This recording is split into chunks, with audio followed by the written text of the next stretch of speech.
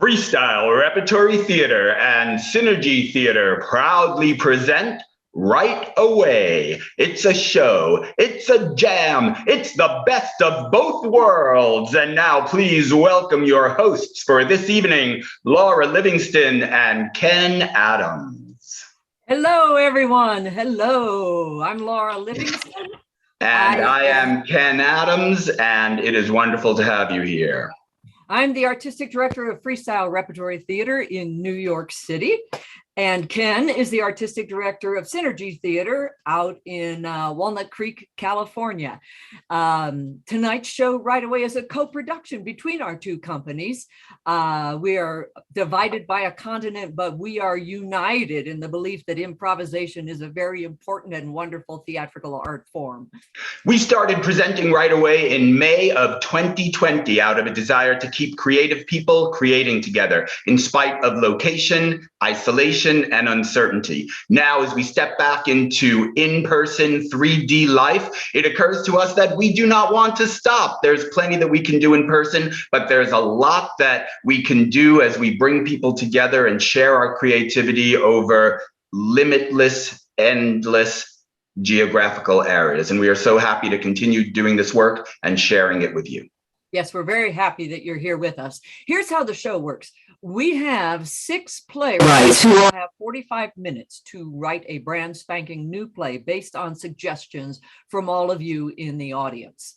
And while they're off writing, everyone in the audience, that is you, is invited to play some improv writing games with Laura and I. I think you'll want to use paper and a pen or a pencil so you can still see what's happening on screen while you're writing. After each game, we'll hear as many of you read what you wrote as possible. And I encourage you to volunteer without even considering whether what you wrote is good or whatever that even means. It's just fun to hear how many different directions everybody's writing goes. After 45 minutes, the playwrights will return and present the world premiere reading of their brand new work. All right, and before we introduce tonight's playwrights, we have just a few things we want to go over. For those of you who are participating live on Zoom, we ask that you keep yourself muted and your video off just for now. In a few minutes, though, when we start the writing jam, we will invite you to turn your video back on, and we would love it if you do that. The show is streaming live on YouTube and Facebook, so when your video's on, you may be seen by a bit more people than are here right now. So if you're like in the witness protection program, or as Patty said, you might be wanting to be naked through the whole show, you can leave your video off and still participate, but we'll have trouble calling on you and feeling your energy. The more of us who turn our cameras on, the more we can see each other, the more we can visually support each other and see each other laughing or clapping or giving a thumbs up, and the more fun the show gets. Lastly, we invite you to turn on the chat feature, which you find by floating your cursor down to the bottom of your screen. That we will be using to get the suggestions to inspire our playwrights. And speaking of playwrights, let's introduce tonight's intrepid writers. Our first playwright is Heather Adams. She is a junior at American University. She's studying musical theater. She's an aspiring playwright, but she has aspired herself all the way to actually writing and producing her own plays with a group that she founded on campus called Quills and Capes, whose mission is to foster new student playwrights and produce their own plays. Everybody, please say hello to Heather Adams. Hello, Heather. Hello. Heather, I happen to know that you write novels as well as plays. Do you have a preference, and what's the benefit of one over the other? I am definitely more of a playwright. With novels, you have to think about things other than what people say, and that gets hard for me. Yes, it does. Yes, it does. All right. Have great fun tonight, and we'll see you in a short while. All right. Mike Durkin is a founder of Freestyle Repertory Theater, its executive director, and a teacher and performer. He developed and appears in our video series, Home Fooling, Teach Your Family to Play Improv Games with You. And he also works in New York City as an actor in scripted work. And is also a very, very good friend of mine. How you been, Mike? I've been just fine. It occurs to me if anybody remembers the theme music from I think it's a dating game where it goes da da da da da da da da da da da da da. We should be playing that now as we introduce the playwrights. Excellent. That's always playing in my head. Mine too. Hey, I'll see you guys later. All right. Our next playwright is Kat Coppett. Kat Coppett is the founder of Coppett and Company, specializing in using improv and storytelling to enhance workplace effectiveness. She is the author of the very beloved and respected book, Training to Imagine. And she is a veteran improviser who began improvising with freestyle repertory theater all the way back in New York City. She's performed with Bats in San Francisco and with Synergy Theater Online. She's the co-director of Mopco Improv Theater in Schenectady. Please welcome Kat Coppett. Hey, everyone. Hey, Kat. You know, it is almost many people's dream. I was going to say everybody's dream, but maybe it's not. Many people's dream to have a physical theater space of their own, and you are one of the few fortunates who do. What is that like? Well, our financial advisor said you can have a retirement fund and retire someday, or you can buy a building and turn it into a theater. So that's one aspect of it. And then we were doing it, we were doing just fine. And then we decided to do it during a global pandemic when you can't stuff people into a box. So I recommend it. Well, perhaps you can retire by moving into the theater. Yes. Very Very happy to be here. Yes. We'll publish some of your plays and that'll be your retirement. Excellent plan. All right. Our next writer is Laura Valpy Rodriguez, who began her career in Seattle. Anybody understand me now? Laura Valpy began her improv career in Seattle with Unexpected Productions at the Market Theater. She has been working with Freestyle Reps since 2001, I believe. And her play, Where's the Baby? Parenting in Pieces, received a pre-pandemic staged reading at the Barrow Group, and we hope to see more of that post-pandemic. We hope to see post-pandemic, period. Laura Valpy. Hi, guys. I very much hope to see post-pandemic.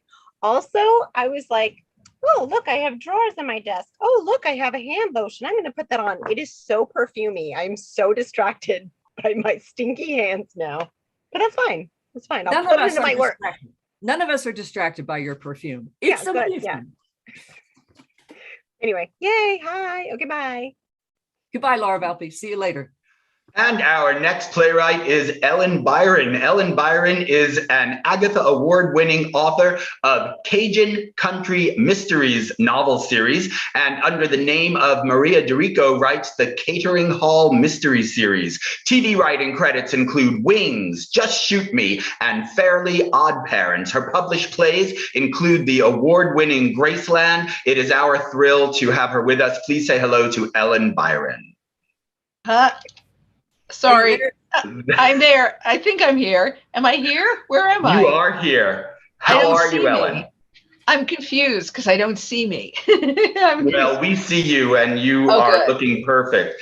Hey, Ellen, how did your career lead to detective novels? Well, I just always loved reading them. So just when I started writing books during a fallow TV writing period. And by the way, I started doing improv with Theater Sports New York, which became Freestyle Rep. Anyway, so I decided to try writing what I read.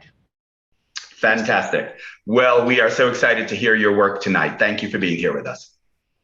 Great. Bye. And our final playwright is Chris Marcel, who, as a part of the writing team with Sam Johnson, has written for a number of TV shows, including Beavis and Butthead, News Radio, Frasier, How I Met Your Mother, Hot in Cleveland, and the one I'm really so happy is already back is What We Do in the Shadows. He teaches TV writing at USC.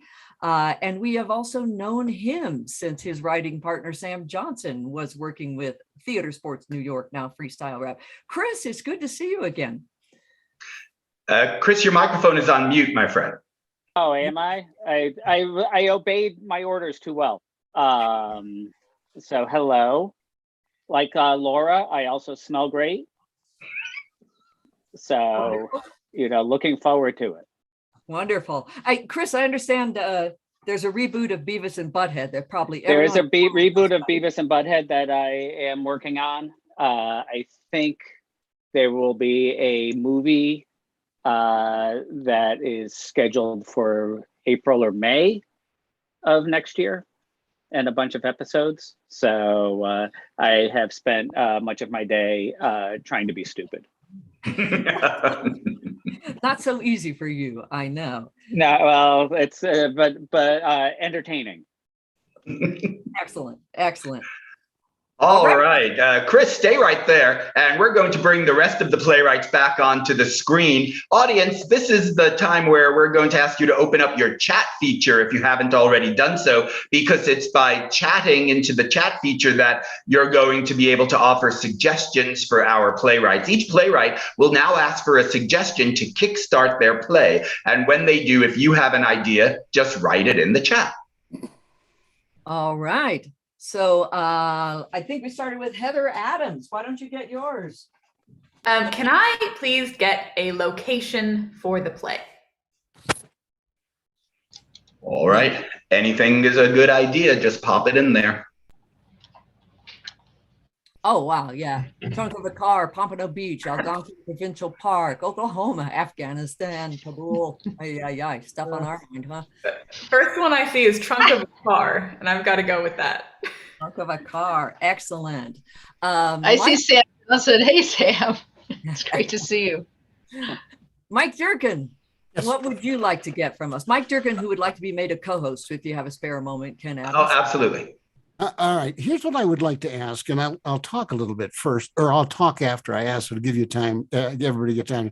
I would like a 5-syllable word, a 5-syllable word to get me going.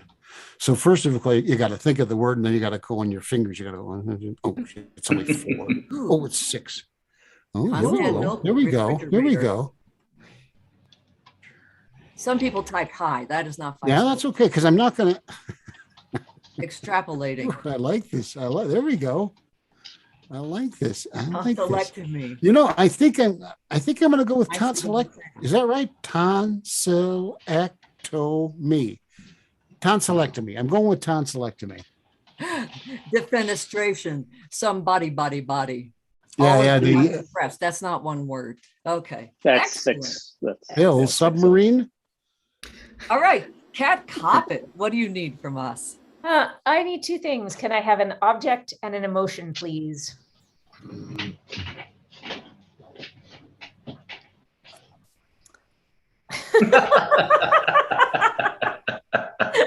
I have to go with angry baseball because really it's angry baseball. Yep. Thank you. Knife remorse, banana rage, melancholy banjo.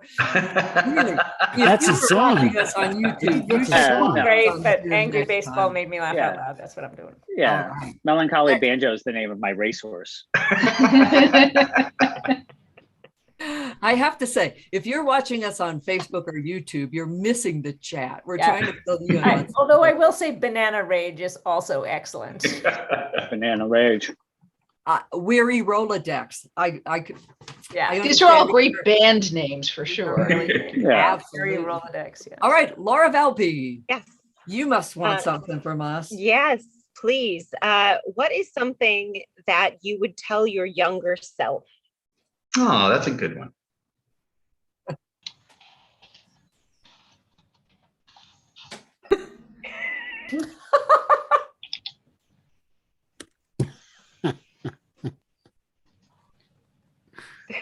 Celeste. I like that idea, Celeste. These are great. It gets worse. It gets so worse. I'm going to go with it gets Lawyer. worse. Uh-oh, These David. are all David great. Didn't I'm going say with it that. gets worse. Thank you. It only gets worse. Don't date actors. I can't agree with that. I can't agree with that. Awesome. Thank you. All right. I think next we had probably Ellen Byron, right? Ah. Jace, I would like a fun business. Ooh.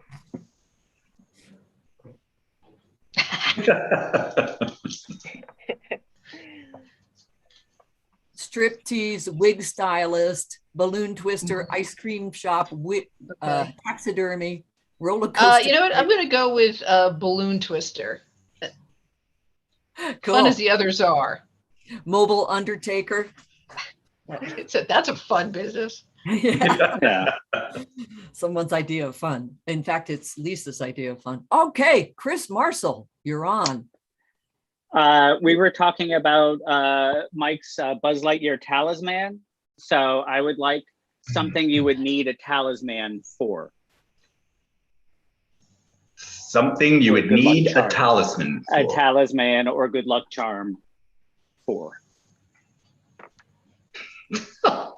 I think that's a lyric from Harry Belafonte. Yeah. Talisman. Sleeping with my dog, taking a test, auditions, journey. Yeah. I'm going to do taking a test. Taking a test. Journey to the center of the earth, sky to trim the trees. Oh, yeah, that's true. Yeah, no, I thought you were talking about Christmas first. Oh, I saw something else I'm going to bump think your I'm going head to borrow with too. it. I saw You've Peaked, and that looked like fun. All right. You can take it. Okay. You ready, Ken? All right, now we are going to ask all of the playwrights to go around in the order in which you received your suggestions. Very briefly, just tell us again what your suggestion is. Kick it off, Heather Adams. My suggestion is the trunk of a car as the location. My suggestion of a 5-syllable word is tonsillectomy. I got angry baseball, and I think I'm also taking banana rage. Who's next? And I got It Gets Worse. And Ellen? Okay, I'm sorry. I can't see myself, so I'm very confused. I got, oh God, what did I get? Oh, balloon twister, and I'm also going to take You've Peaked. All right. And Chris? I have taking a test as something you would need a talisman for. All right, my friends, in just 10 seconds, we're going to send you off in order to start writing your plays. Keep an eye on your phones because we're going to be sending you texts throughout the course of your 45 minutes with suggestions from the audience that you will have to immediately work into your play as soon as you get them. And remember, whatever you write will be right. All right, everybody, here we go. On your marks, get set. Right away. All right, Chris Marcel. Yeah. All right, it's just you and me now, Ken. So All right. As our writers are turning off their videos and their sounds and hopefully tuning us out, now, audience members, we invite you to please turn your video on and wave hello. It's great to see you. David Livingston, Dylan, Harper, Lee, it's great to have you back. I see we got some people whose last name is Marcel. How wonderful you're supporting him. If you haven't already, go ahead and grab some paper and a pen or a pencil. And a quick reminder that we're streaming on YouTube and Facebook. So, you know, if you're engaged in any criminal activity at the moment, it's okay to leave your video off, but it certainly does help us if you turn them on. And we really enjoy seeing you and having some of that audience experience. All right, let's just do a little bit of a shake-up of energy in order to get everything ready. If you've never done any improv before, it's important to remember that the first premise of improvisation is that any idea you have is the right idea. And as soon as that idea pops into your mind, you just want to let that idea explode. So we're going to warm everybody up even before we start writing, just with a little verbal improv exercise here. If your microphone is on mute, that's fine, but I will be watching your mouths to make sure you're actually doing this. If you want to turn your microphone on now for just 1 second to do this, we can do that. And here we go, nice and simply. On the count of 3, I just want everybody to think of your favorite animal and shout it out loud. Here we go. 1, 2, 3. Turtle. Do you see how easy that is? Last time, and one more. On the count of 3, think of your favorite thing that grows from the ground and shout it out loud. 1, 2, 3. Pumpkin. That is excellent. And the last thing is take those 2 things and put them in a sentence together. Here we go. 1, 2, 3. My aardvark ate a pumpkin.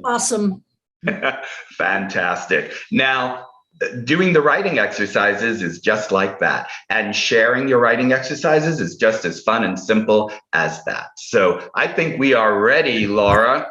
Uh-huh. And we are going to start with the comic book. Is that right? I hope so. That's a thing I didn't print out for some reason. I have no idea what we're doing. So I need All you right. to be here. Well, we are going to start with the comic book. So let me tell you how this is going to work. And then for the actual writing part of this, we will ask you to turn your cameras off and then come back on, because it'll be fun and important for the visual here to see what Laura and I are doing. So here's how we're going to warm up tonight. Laura and I are going to have the whole screen to ourselves, and we are going to strike 3 poses together. For example, let's just give an example, Laura, of what one pose might look like. It might look like this.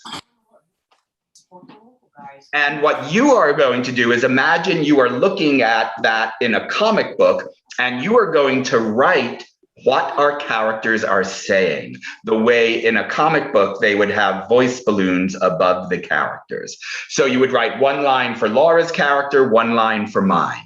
Then we're going to make another pose. That'll be the middle of our story, and you will write another line of dialogue for each. Finally, we will make the 3rd pose, and then you will write the final line of dialogue for each. So 3 poses, 6 lines of dialogue. Then when we come back, we will recreate our poses, and you will read out what we're saying. And if you could do 2 different voices, that would even make it better. All right, so here we go. At this point, everybody, please turn off your cameras. And here is pose number 1.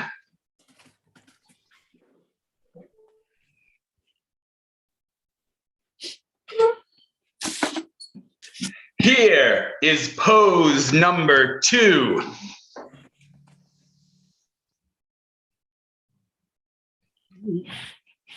And here is pose number 3.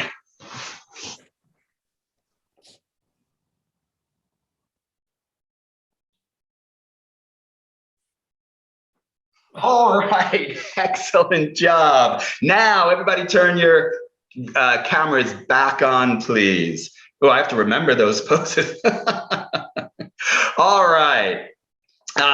Let's have people turn their cameras back on. And Lisa, as long as I see you first, how about if you read for us first? All right. See, that is because we love you. So Lisa, turn your microphone on, please. And here we go. Are you ready? All right. Here is pose 1. Yeah, that's what I'm saying. We can, once we get that. Not the IPA. And then is there a line for each character? I didn't have time. Oh, I'm sorry. okay. That's right. Then you'll have to make it up as you go along. You'll just have to improvise and make it up. Here we go. Pose number 1, one more time. Not the IPA. You better drink the IPA. And pose number 2. Leave me alone. I only want what's best for you. And finally, pose number 3. I'm drowning. That's just what I wanted. Excellent job. All right. Who else would like to read out the 6 lines of dialogue that you wrote for our... I just want to say, Ken, this is when it is so wonderful to have the cameras on, because the person who's reading can see the effect it has on the audience. So it's a way of supporting each other. And it also helps me and Ken, because we see your hand go up and we know you're ready to read. But I have non-video participants showing, so I can still call on people, and I won't have any idea if they want to read or not. They'll just have to. Good enough. All right. See, we scared Catherine into coming on screen. Excellent job. All right. Celeste, would you like to read for us? Sure. All right. Thank you so much. Here we go.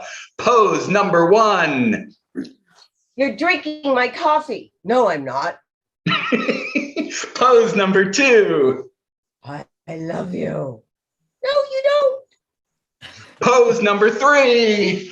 Kiss me. Okay, where? That's it. Awesome and perfect. Thank you so much. Stephanie, would you read for us? You're on mute, Stephanie. Well, I'll apologize. I don't have anything. It's my first time and Fair enough. Don't have Fair anything enough. to share. Thank you. Catherine, how about you? Mine's pretty bad, but okay. Oh, perfect. I was going to say that someone asked us when we were chatting at the beginning. She said, "How do you prepare for this show?" And I decide I'm going to be the one who sets the bar really low. So when I do things badly, then everyone looks really good, and I go, "See, it all worked out." So Well, thank you. I'm the bar low setter. Okay. I don't believe it. All right, here we go. Pose number 1. Oh no. Yes. Pose number 2. Get away. No way. And pose number 3. Help. I'll get you yet. Absolutely perfect. The whole point of this is just to let your spontaneity free. It's not any one particular result we're looking for. It's just a way of opening the bottle and letting all the champagne fly out. Hey, Harper, do you have something? Will you share with us? I can. All right. Thank you very much. Here we go. Pose number 1. You spit in my coffee, and I meant to. Pose number 2. I will kill you for spitting in my coffee. You can try.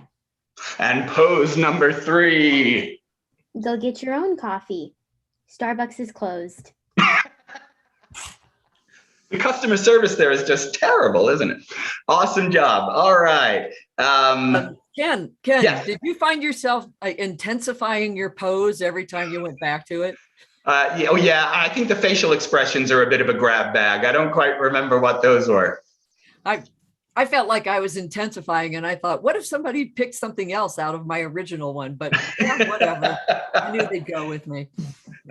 We could do 1 or 2 more, but I'll point out our writers have been writing for 9.5 minutes already, and that means fairly soon we want to send them a suggestion. I think we should do that now. All right. So this is the time. If you don't have your chat on, you have it on because you've been giving us suggestions. What am I saying? So Ken, why don't we ask for?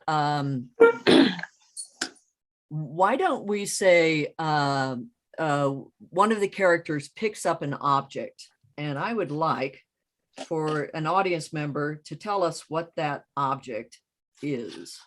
All right, and we're going to ask people to pop that in the chat, right? Yeah, pop that into the chat, and I'm going to let them know they have about 35 minutes left. All right, perfect. I see a bunch of great suggestions, but how about a candelabra?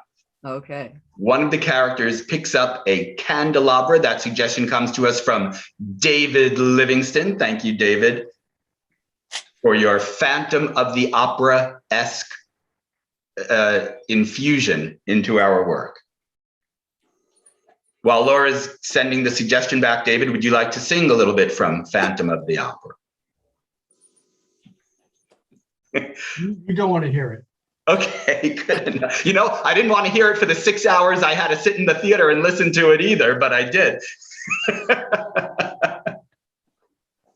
I may not have mentioned to people that I am also the slowest typer in the world. Okay, so this may turn out to be something. There it is. Okay, got it. Sent. All right. I have a game I would like to do about writing a character description, and here's how it would work. If your first name starts with the letter A through L, you're in group 1. If it starts with the letter M through Z, you're in group 2. What I would like is all of group 1, put your camera on for us, because you are going to inspire group 2 with a facial expression. Group 2, I would love for you to pick up your whatever you're writing with and look at the people in group 1. Lisa, I think you're in group 1, unless you're engaged in a criminal activity, as I'm certain a lot of you are. There you are. Okay, so group one, all we would like for you to do right now is make a face, and a face that you can hold for, let's say, I'm going to say a minute.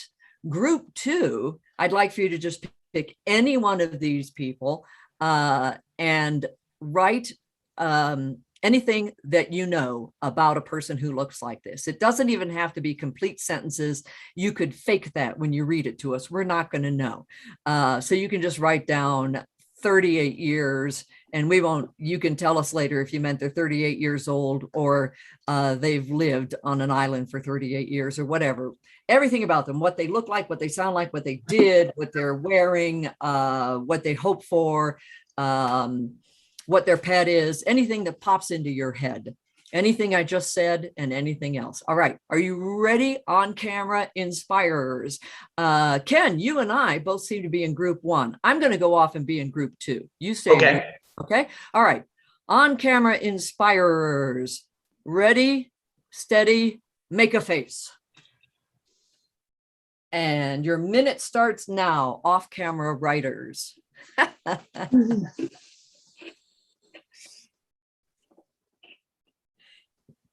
I'm going to say a couple of things just to make sure nobody drives. Age, job, hopes and dreams, fear, name,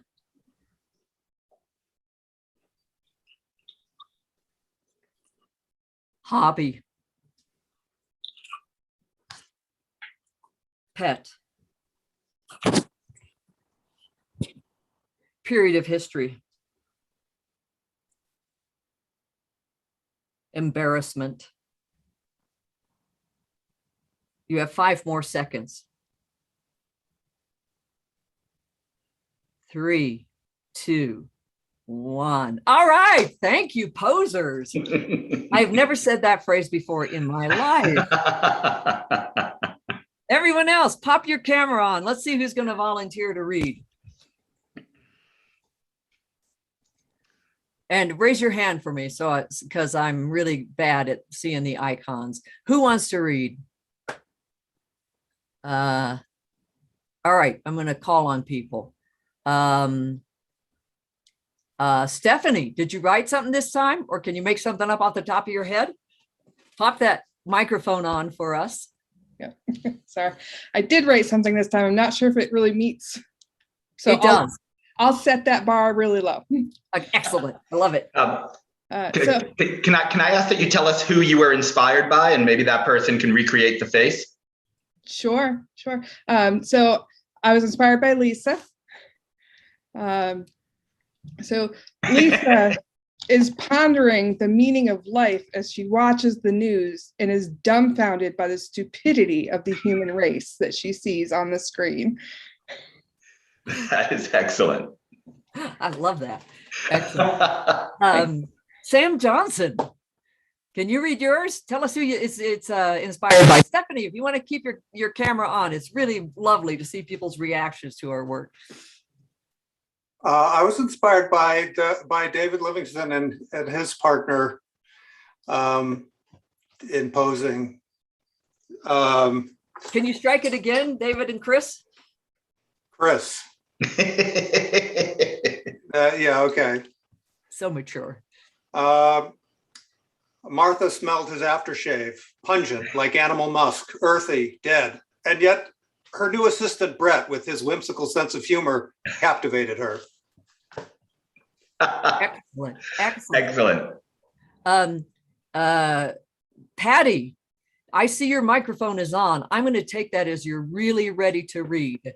Can you tell us who you are inspired by? Boy, I hope she's there. See, that's why she leaves her camera off. She leaves us. All right, then. I'm going to ask, are you there, Patty? No, she went away. Peggy, can you read for us?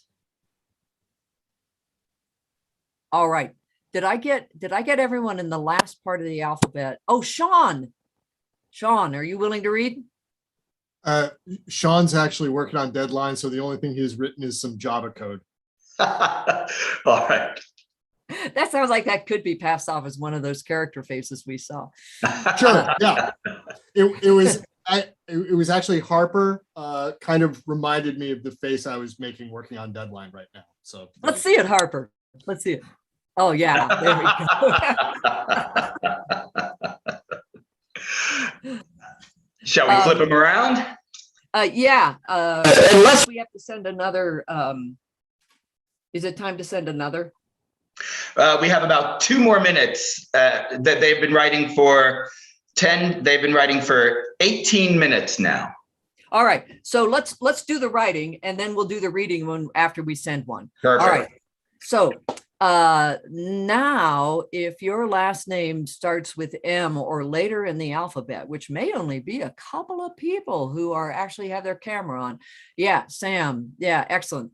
So we're basically flipping jobs here. And those whose names are at the beginning of the alphabet up to letter L are going to be writing, and the rest of us are going to strike a pose. Here we go. Ready, steady, here comes the pose.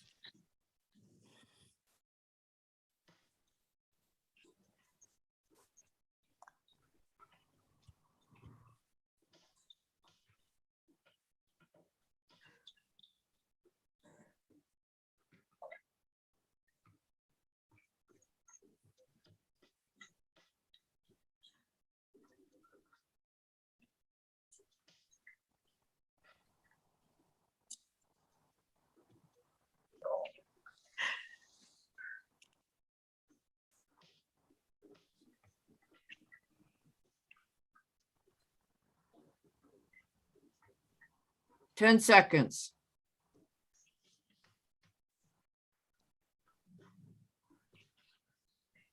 2, 1. All right. Okay. Pop back on. You can even edit that now because Ken and I are going to get a suggestion. Why don't we get a line of dialogue, something somebody might say.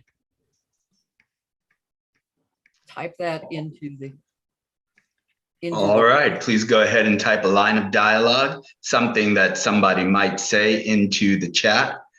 I'll read them out as they pop up. I see why you staring at me. It's your turn to pay. Anybody see my banjo? I'm smarter than you think I am. I had nothing to do with it. Go away. I don't want to see you anymore. I think we got to say, anybody see my banjo? Just for, here we go. That's what I'm writing in. All right. And our playwrights will immediately work that into their script as soon as they get the text coming across their telephone.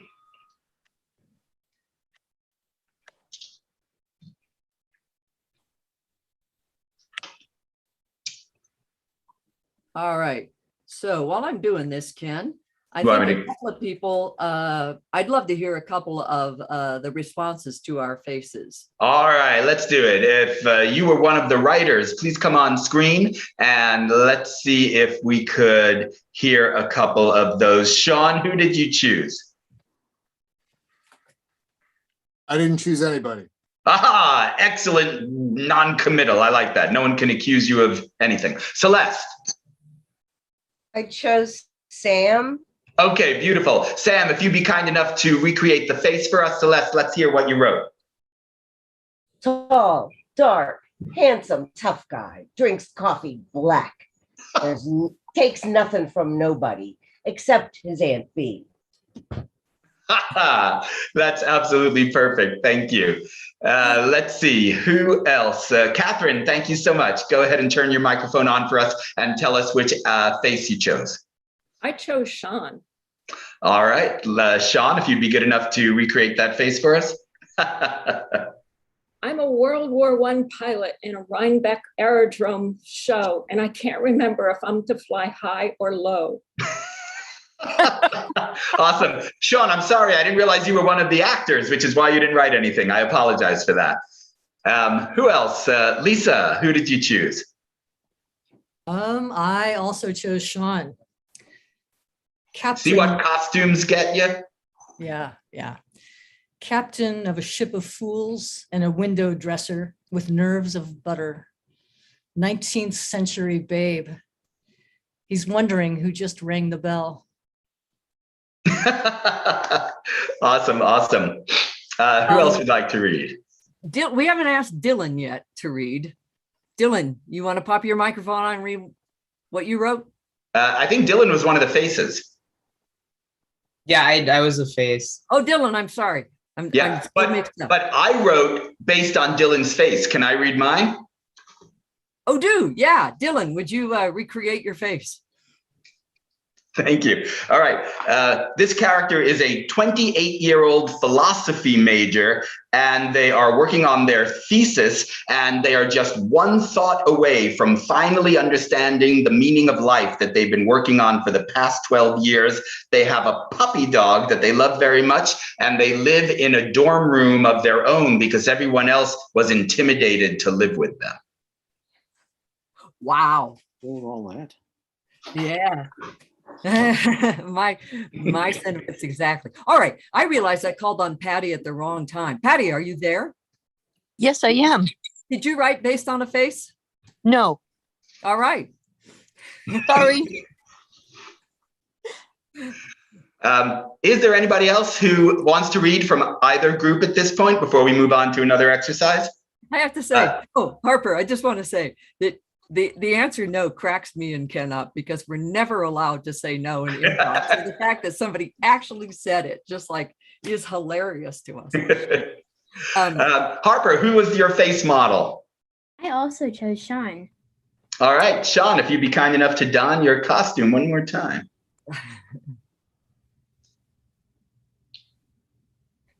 He is wearing this costume because he thinks it's lucky, and he's watching his favorite football team fumble the play on a really, really important game. And his daughter beside him has just gone, yay, sports! But he bet her college fund on the game, so she's going to grow up to be the scariest female coach in the entire league. Awesome. Shall we move on to the next one, Laura? Sure. For the next one, hey, there's Karen Harrell. I haven't seen her yet. Karen, and for anyone who didn't write a couple of sentences about a character, what I say to Karen applies to you now. Karen, imagine that you've made up a character. Just write down an age, a name, and a job. That'll be enough. But if you've written more, so much the better for you. Because what I'd like now is to see if to try a character monologue based on the character that you've begun making up. So if I wrote one based on my character that was like this, and I said she's pondering making soup because she's a master chef and she's a nervous person.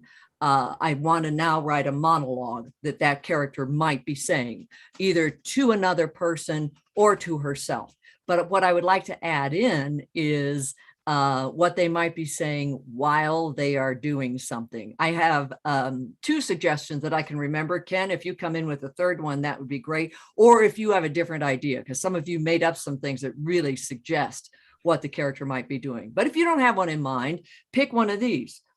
Packing a suitcase, doing the dishes, or Ken, do you have one? An activity they might be doing? Walking their dog. All right.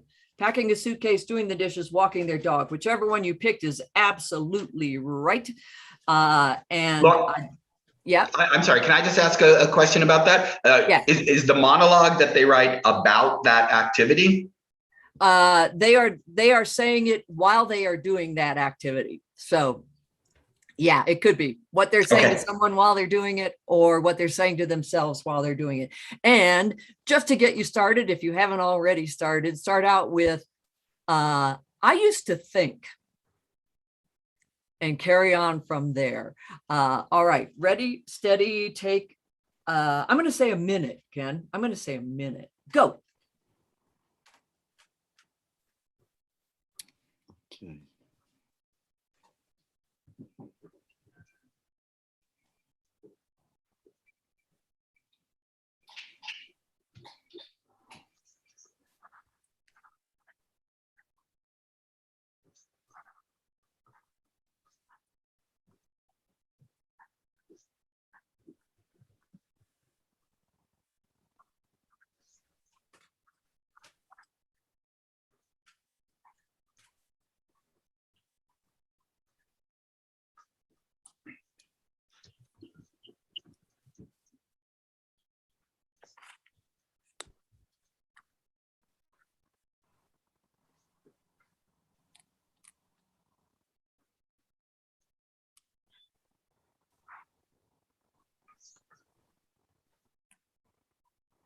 Your character's next sentence begins with, "Now I realize."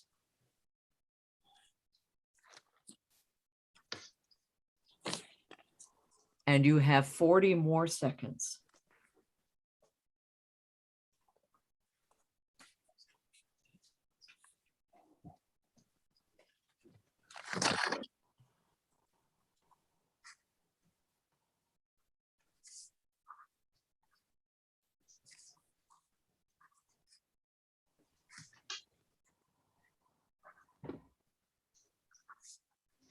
Ten seconds.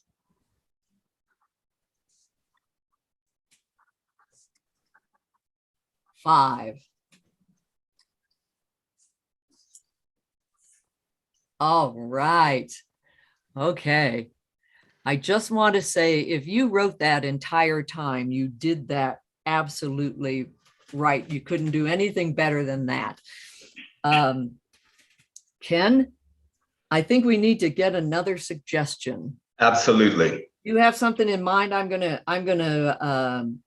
type them the remaining time they have. Yes, I do. The next thing that happens in the play is one of the characters has a vision. What do they see in their vision?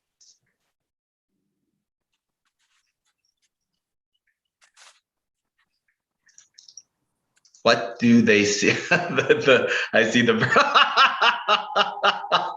the Virgin Mary, Freddie Mercury, frog, a genie comes out of a bottle, 50 years into the future, dancing mushrooms, an Egyptian king comes to life. All right, it made me laugh, so I'll go with it. They see Freddie Mercury. Okay. Let's see how many of them even know who that is, for one thing. Awesome job. They see Freddie Mercury. All right. All right. I want to hear some of these monologues. And when I have participated in the jam, I'll just tell you, sometimes I jot a few words down and I just say the whole sentence acting like I wrote it out. So don't worry if you feel like you just wrote a phrase, go for it. All right. Now, I said that we hadn't given Dylan a chance to read. Also, David and Chris haven't had a chance to read. And I think we've covered, Patty hasn't had a chance to read, but I don't know if she wants it. I'll give her one Sure, again. I'll go. Diane Marshall. So I'll see. Let's try to get them, Ken. All right. Patty, did you just pop in and say you'll do it? Yeah, I'll give it a try. All right. Can you tell us who your face was again? Do you remember who the person was who was your model? Laura. All right, Laura, can we see the face? There you go. All right. Like this. All right. Okay. Okay. Now, am I supposed to say before the monologue, am I supposed to tell you who she is? Yes. Okay. Anybody who asks me if they're supposed to do something, my answer is yes. Okay. Yes. Okay. 50-year-old woman looking at her daughter. Okay. I used to think my daughter would marry a rich man, but I can't believe she's marrying him. His whole family is wearing flip-flops. What language is that? They're going where on their honeymoon? That's it. Yay! That's awesome. I would say as a playwright or an improviser, a thing that occurs to me is you've also started to invent two other characters. Well, actually, an entire family, but the daughter, the possible son-in-law, and the family. Just as the Aunt B was, Celeste was almost invented an Aunt B that scares the guy she was making up. David or Chris, you got something you want to read for us?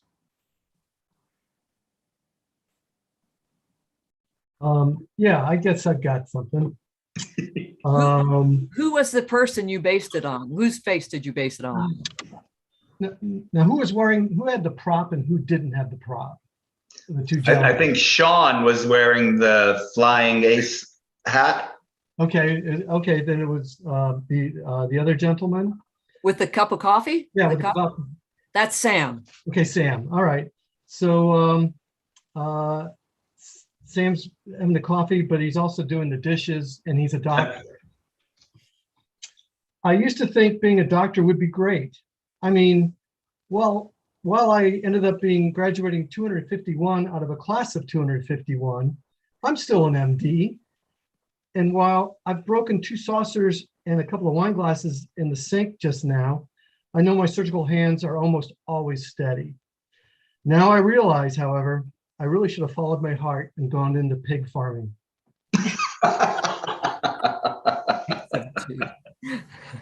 Eerily close to reality.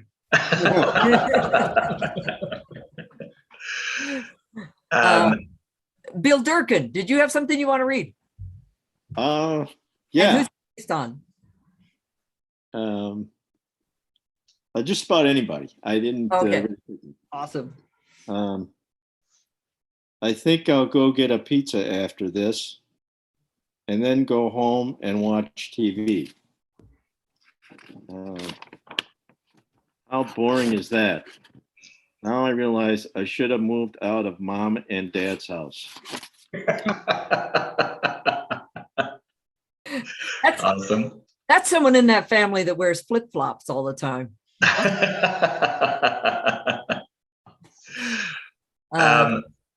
Who else was I saying we wanted to be sure and get in here? Diane Marcel, are you there? Did you want to read? I'm going to tell Chris she never showed up. I'm going to. How about Dylan? Dylan, did you have something you wanted to share? Yeah, I can share it. Thank you. I used to think that I could put up with living in my uncle's basement, but then my friend's uncle's basement had a vacancy, so I had to leave at the offer since it's so much nicer.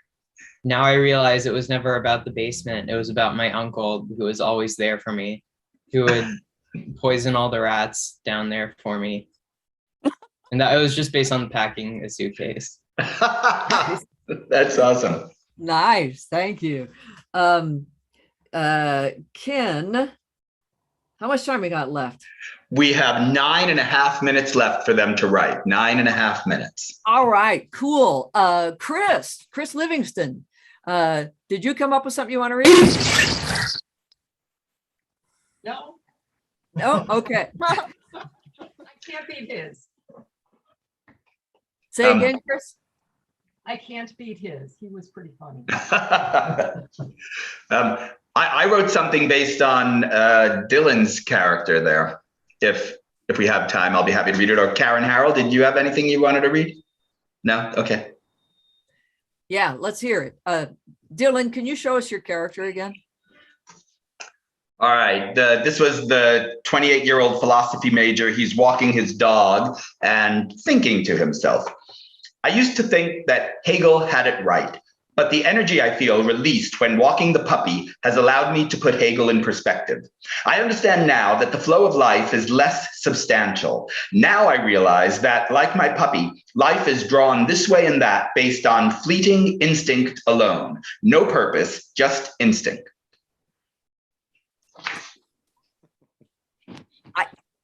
I have no idea what you're talking about. That's Hegel. Nailed him. All right, we have 8 minutes left, Laura, for the writers. All right. I'm going to save getting a direction and getting a new suggestion for them until about for about 3 minutes. All right. Ken, do you have another game for us to play that will take 3 minutes or less to set up? Yes, absolutely. This is going to be a 3-line story. I'm going to say the first half of the line. You're going to write the second half of the line. We're going to do that 3 times, and then we'll read them out loud. I'll read my first half of the line. You'll read the second half of the line. So here we go. Pencils ready, pens ready. The first line is, Samantha never believed. Finish that sentence.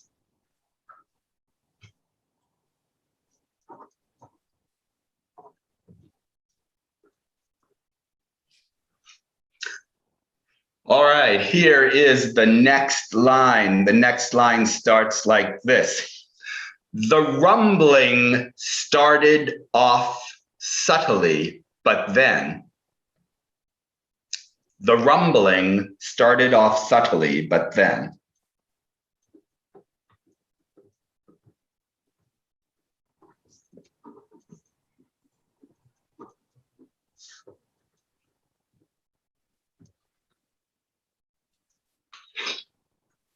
And the final sentence is, sitting on the hillside, she realized.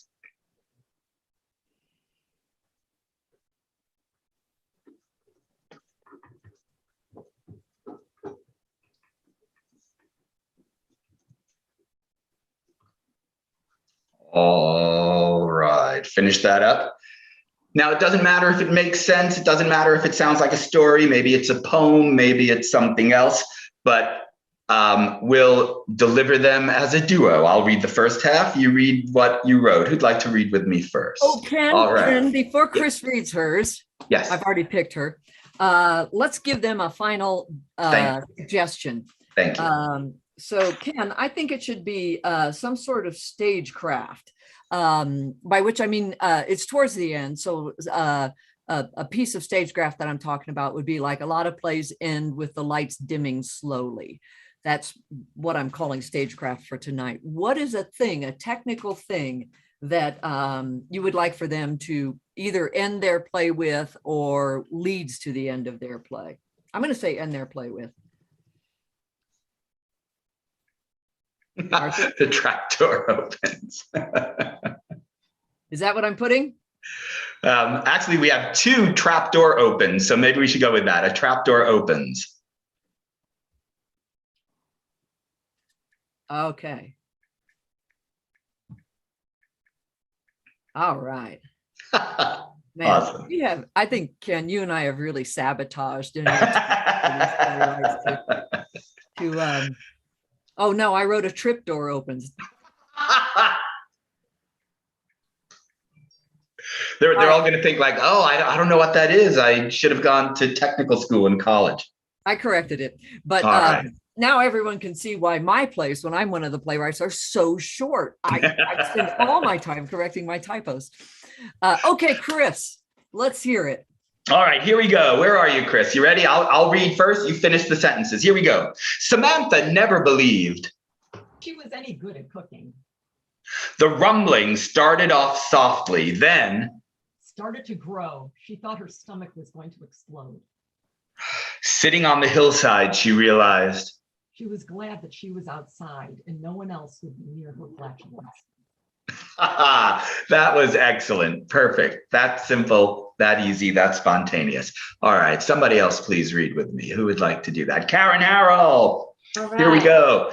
Samantha never believed that aliens were interested in her. The rumbling started off subtly, but then it became louder and the spaceship landed in her begonias. Sitting on the hillside, she realized she was okay with not traveling to Mars. Awesome job. Somebody else, please. Who would like to read? Laura Livingston. All right. Money where your mouth is. Here we go. Samantha never believed in ghosts. The rumbling started off subtly, but then her entire room was rocking like a luxury liner hit by an iceberg. sitting on the hillside, she realized she'd been flung from the safety of her study by a Titanic ghost. Excellent job. Excellent job. All right, who's next? Somebody who would like to read. Celeste, thank you so much. Here we go. Go ahead and turn your microphone on, Celeste. There we go. All right. Samantha never believed she would die. the rumbling started off subtly, but then it stopped. Sitting on the hillside, she realized I'm not wearing any underwear. Isn't that exactly what mothers warn their children about, to wear underwear? Because if you die in an accident, they'll discover you without any? Clean underwear. Oh. We didn't even get that far. In my house, it was just put underwear on, any kind. All right, who else would like to read? We have 2 minutes more. 2 minutes more. Who said that, please? That's Patty. All right, Patty, here we go. Okay, Samantha I'm following up on my monologue. Okay.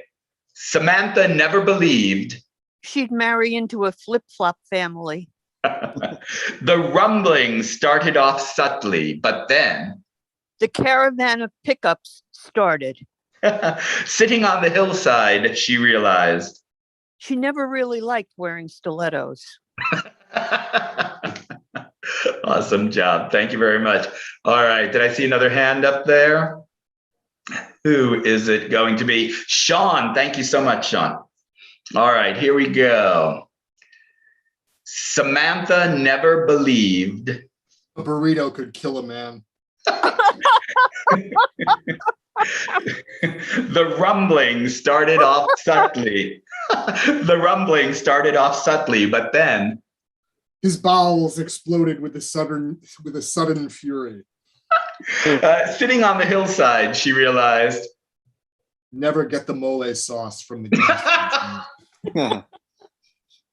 Awesome job. We have just 30 seconds left. We could squeeze one more in if someone wants it. Sam Johnson, Sam Johnson, Sam Johnson. Sam, you got something for us? I don't want to follow Sean, but I'll do it. All right, here we go. Killed with the burrito. I can't have the burrito. No. Samantha never believed in the Clean Plate Club. She always left some hash browns. The rumbling started off subtly, but then the noise from her stomach became too big to ignore, at least at this gymnasium. Sitting on the hillside, she realized this sled doesn't work on grass. Awesome job. You are all awesome. Thank you so much. And that's 45 minutes. Come back, writers. Come back, writers. Come back. Thank you all, everybody, for playing with us. Give yourselves a big round of Zoom applause. Your creativity is wonderful and very much appreciated. All right, we are going to bring our writers back.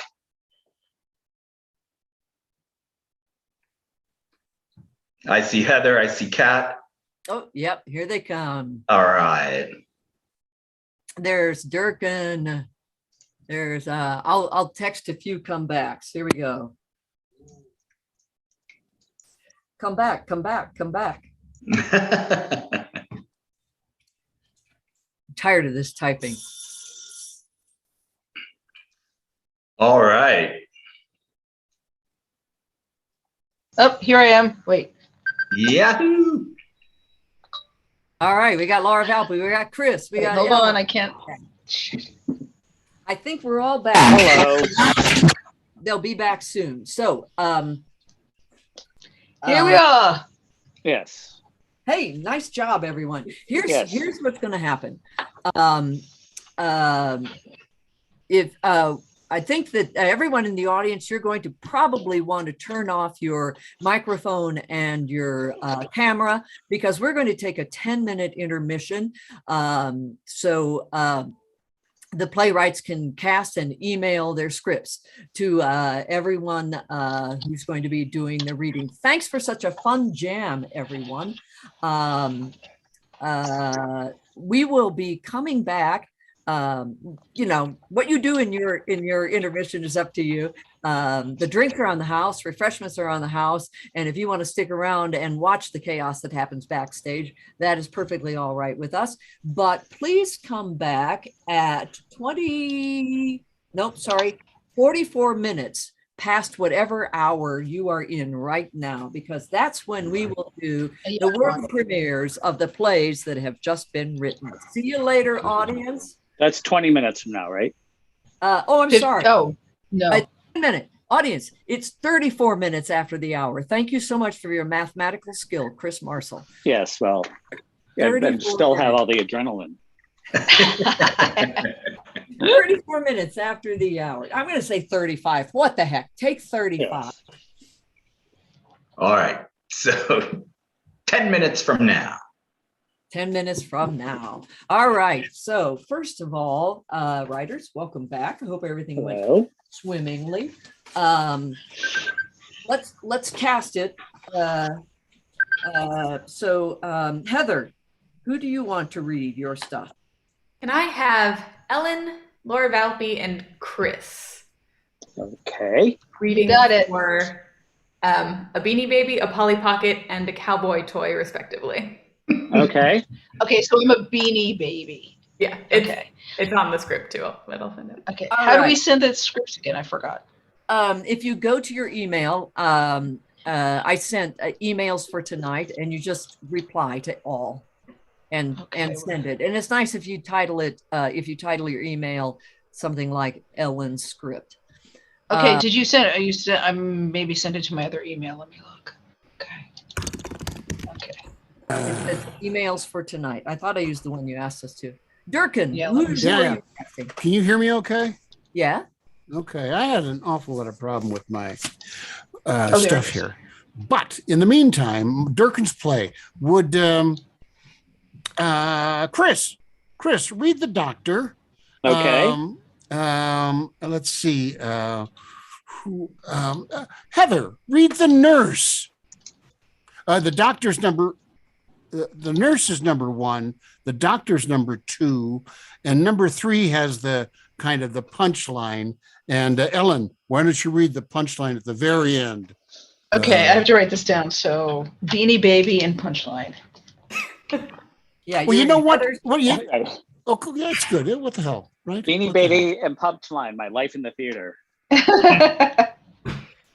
All right. Was Kat next? Yeah. Cool. Kat. Yeah. Yes. I don't, I need a man and a woman, 2 people. I don't know who's not reading yet. Ken, you can be my man.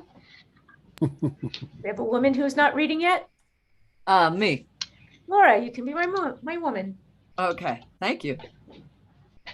Laura Valpy. All right. Mute. Okay. No, I was just on mute. I knew I was muted. Mine is called It Gets Worse, and it's also titled Valpy's Play. I would love if our special guests, Ellen and Chris, would read tonight. Okay. Ellen, if you would read Marissa, and Chris, if you would read Harland, please. Harland. Harland, yeah. Written as Har and Mar. At first, I admit it was Harry and Mary, and I was like, a little shout out and love to the Livingstons, but then I was like, I want Harland and Marissa. Yes. Sounds good. Where am Where'd I? it go? Trying to find it. Okay. All right. So, Ellen, who are you casting in yours? I'm casting Ken. Will you read Peter? And Laura Valpy, will you read Tinkerbell? And Chris Marshall, will you read Jeff Bezos? Okay. Is this a High true casting, story? but okay. Who comes in at the end? All right. And Chris, who do you need? Okay. Mine's called Talisman. For Val, I'm going to draft Ellen. For Mary Lynn, I'm going to draft Kat. And for Karen, the sorority girl, is Laura. one? This Laura? Yes, exactly. What? Like not me? You think I couldn't Yeah. do it? It's, Oh my goodness. All right. So send those scripts via that email chain I sent you. yes. And Mine is called Alright. Dr. Nurse. I think we have 5 minutes left, but I obviously do not tell time. We have just over 5 minutes left, so we're doing really well. Did you. everybody announce? Yes, I think so. Okay, great. So can I just review? I think I am in Cats and Ellens, correct? I have you are in Cats and Ellens. Yes. Yeah. Perfect. Okay, thank you. Yes, I didn't Okay. write casting on mine. I'm sorry. Oh, I didn't either. Yeah. Sorry. I just sent it. That's okay. I think I said balloon on. I don't think any of us did. Yes. I should say Okay. that Ellen Byron was a founder of that writing group that I've told everybody about, where we were required to make an elaborate apology before we read our work. Because we knew everyone would do it anyway. So, Dirk, I'm looking at Dr. Nurse. Is it number 3? Yeah, number 3 at the very end. Okay, at the very end. Okay. All right. Look at the I'm not other. going to. I'm not going to weep or anything, but it seems to me as I am not in anyone's play. Oh. And this is fine with me. I just want to be sure that there isn't a pregnant pause in somebody's play where I'm supposed to know something. Dirk, and without telling anybody, I wrote a play and you're the only actor in it. So All right, that's next time? Yes. yes, you and I can meet offline about that. All right. If we want to divvy it up a little bit more, I know, Chris, you're reading some other things. You're welcome to be my cowboy. No, it's okay. That's all right. I think we're just fine the way we are. I just want to make sure that I didn't miss anything. Are you sure you'd be a better cowboy? And I am in several of them. All right, Heather, I'm a cowboy. Is that it? All right. Yes, good. That's fine. I just had the most devil of a time getting silence. I could not turn off, the jam. I couldn't get it off. We have 3.5 minutes, everybody. I'm going to take a break myself. I'll be right back. We have 3.5 minutes. All right. Thanks. Yeah, me too. Be right back. I better find Heather's play then if I'm now in it. Cowboy. All right. And cowboys like C. Right? All right. And of course, Heather, Heather's got herself a 2-act play, which is always good. Oh, geez, I got to be ready to do the thing here. Oh, man. Oh, man. Hey, I'm about to do my readings for the improv, for the write and perform an improv play thing. Sure, how'd it go? Oh, that's great. Crowded? Yes, no? Good boy. Okay. Hey, Chris, you may want to mute. Oh, yes. I'll mute him.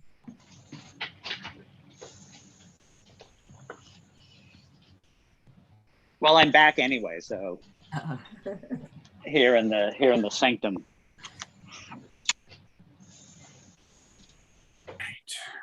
At least I didn't go to the bathroom. All right. How much intermission we got left, Ken? Are you 2 minutes. 2 minutes, my friends. 2 minutes. 2 minutes, audience members. 2 minutes. I think I'm having a meltdown. I guess I have to read the stage direction the trapdoor opens. Yeah. Yeah, there's no way to not do that. Unless this is how wrapped up in my own stuff I am. It's I have a trapdoor opening. And that's oh right, everyone has it. That's hilarious. Yeah. God damn it! You stole my trap. That's I was reading the script of the Broadway play Dracula from the 70s. And in their stage directions, he describes how the stage effect is done, but he doesn't say that that's what he's doing. So it says like, Dracula walks center stage. They open a trap door while covering him with his cape. And I'm thinking, well, that kind of gives it all away, doesn't it? All right, are we back, Ken? We have 30 seconds left to our 10-minute break here, but certainly people can start coming back now if they want. All right. Playwrights, please remember, you can set your play up, set it up. Please say something to let the actors know they're starting, and say something that lets the audience know it's over. And please remind the audience of what your individual suggestion was, because I noticed in rehearsal, I forgot to remind you that every single time. All right, our 10 minutes is up and we are back. Laura, if you want to take it away. Hi, come back, audience, come back. Grab your refreshments, join us back in the theater, and let me take this time to invite you to join, if you haven't already, our Facebook page that's called Right Away Afterwards. It's for people who've been a part of a Right Away performance and you'd like to continue a conversation about writing or about something that was written during the show, or asking any of the questions that have been asked but maybe didn't get answered, or if you wrote something based on what we did, anything at all. It's to take the place of going to the bar after the show is over. So we'd like to invite you to join us. All right, now, my friends, at this point, we are going to ask everybody to turn their cameras off, and we are going to ask you to please keep your camera off during the reading of the plays. Also, please put your microphone on mute, and please leave it on mute throughout the course of the reading of our plays. Now, if you'd rather not see the names of all of us with our cameras off, a better way to watch the show is by selecting an option called Hide Non-Video Participants. The way you do that is you move your cursor down to the lower left, you click on that little caret right next to the picture of the movie camera, and then you click on Video Options, and then you scroll down to where it says Hide Non-Video Participants. Check that box. That won't affect what the rest of us see, and you will only see the people who are on screen reading. At the end of each reading, it's fun to pop your camera back on for just a moment and give the playwright a nice round of Zoom applause. Yeah, it is. All right. Before we get the playwrights and the plays back for reading, I just want to review the suggestions that we sent to them while they were writing. The first one was a character picks up a candelabra. The second one was a line of dialogue. Anybody seen my banjo? The next one was a character has a vision of Freddie Mercury. And the last one was a trap door opens. All right, Heather Adams, why don't you join us and let us know what we need to know for the reading of your play. My play, my suggestion was a location, and I took in the trunk of a car. And that is pretty much all you need to know. Laura, Valpy, Mike, and Ellen will all be reading for me today. Enjoy the show. Beanie Baby and Polly Pocket sit in the trunk of a car. Did they stop? Yeah, I think so. She's gonna come get us, right? Hell if I know. Polly? What?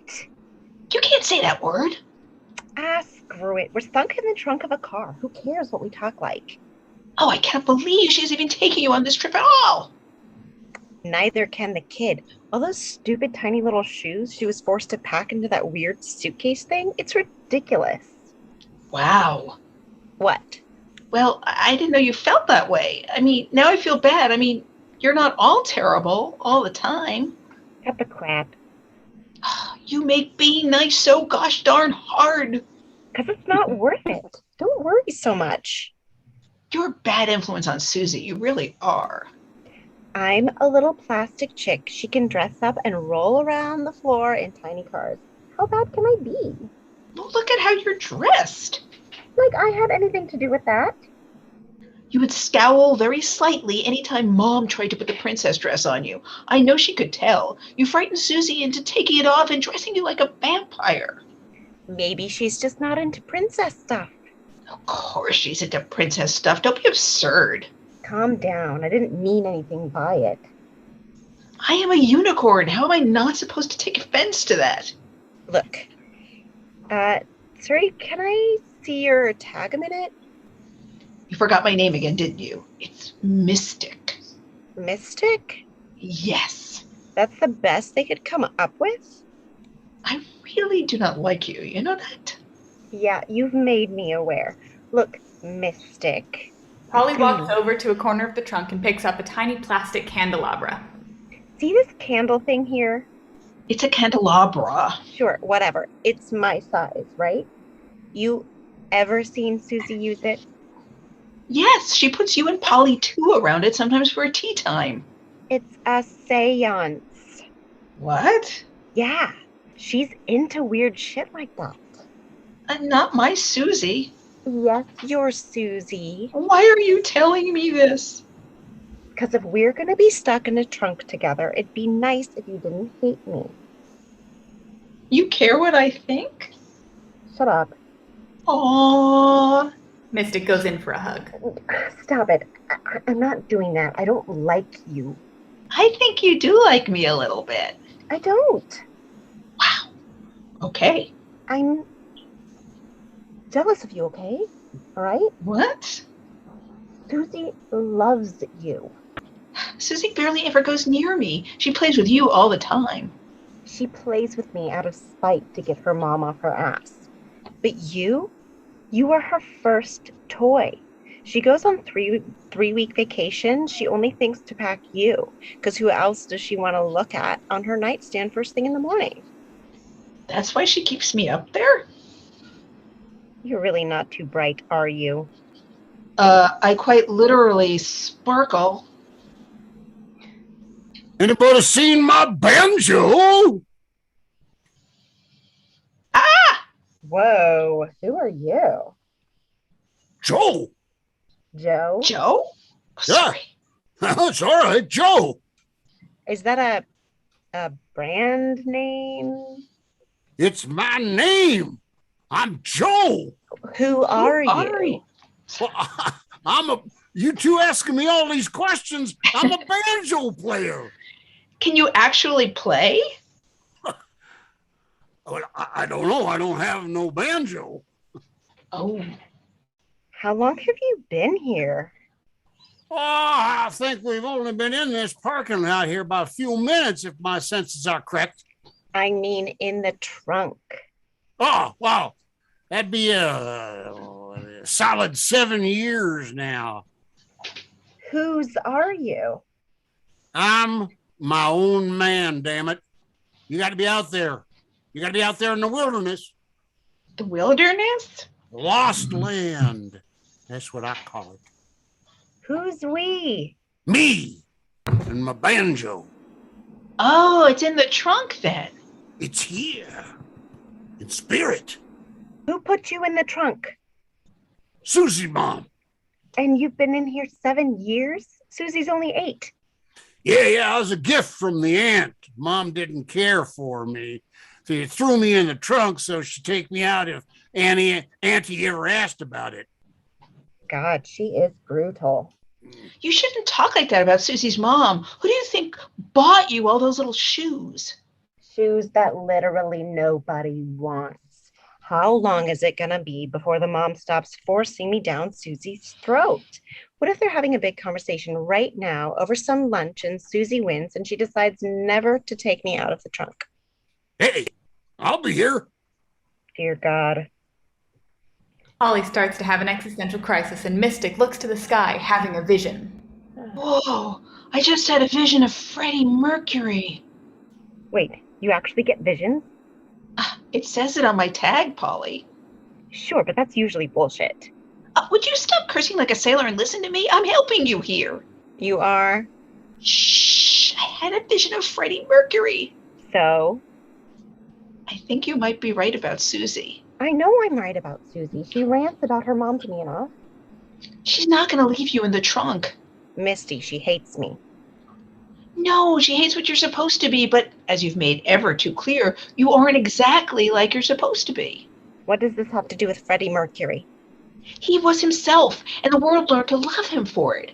I may make Susie sentimental about the past, but you're what she's been using to design what she wants to be in the future. She's going to love you in a different way, and she's going to take you out of this trunk so she can keep having you help her on her way. That was beautiful.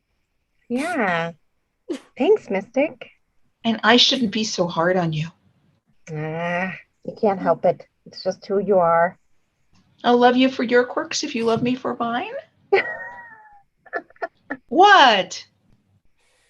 I just had a morbid thought.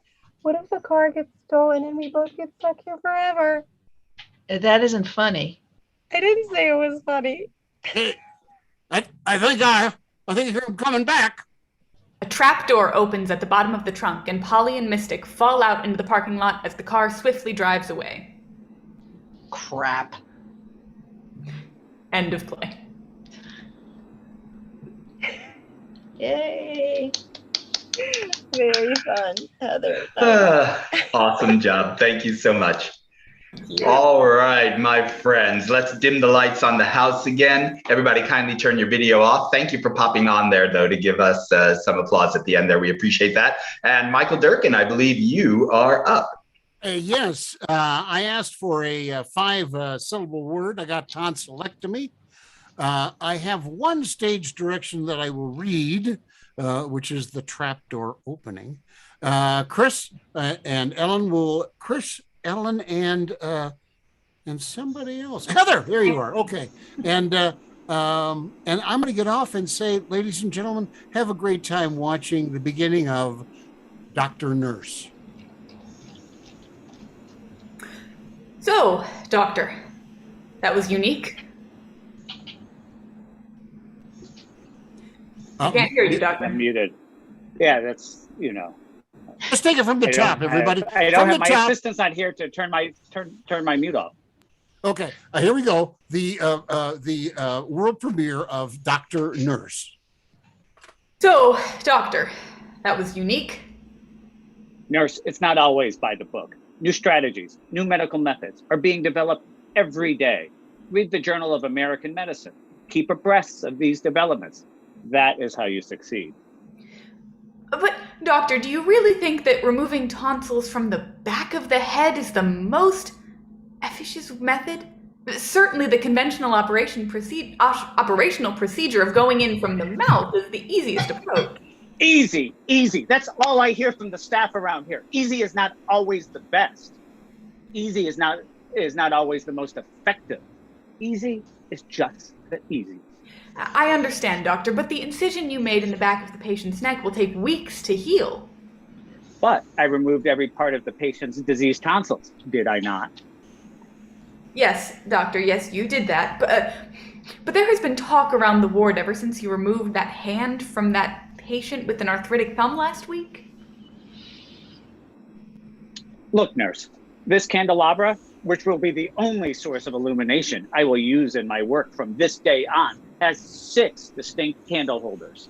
If I were to remove one of the individual candle holders, would not the light from the remaining candle holders burn even that much brighter? Would they not? I don't think that is necessarily... Do you doubt the wisdom of a doctor? But Doctor... But nothing, nurse. I suppose you questioned the unique heart transplant I did last week. Is not that heart that I transplanted still beating strong and reliably? Is it not? Yes, Doctor, but you did transplant that very healthy human heart into a tomato plant. Have you not seen the huge succulent tomatoes on that plant? Sometimes, nurse, you have to think and operate outside the box. So let's get ready for our next operation. Put up his x-rays so I can reacquaint myself with the case. Doctor, perhaps you should take the rest of the day off and let Dr. Kyle do the next operation. Absolutely not. This is my patient, and I will be responsible for the success of my next procedure. Put up those x-rays.